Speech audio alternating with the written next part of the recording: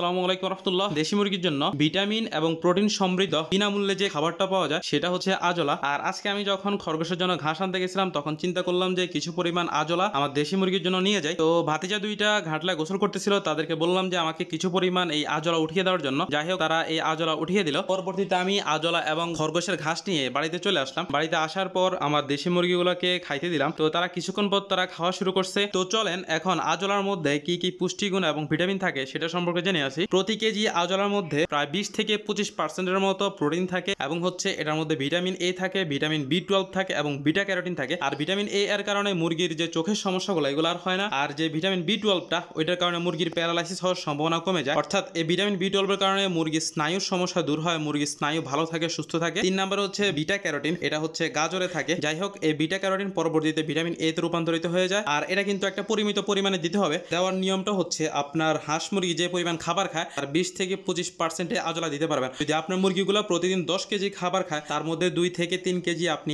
আজলা দিতে পারবেন। তো যাই হোক, আজকে পর্যন্তই। সবাই দোয়া করবেন, ভালো থাকবেন। আল্লাহ হাফেজ, আসসালামু আলাইকুম।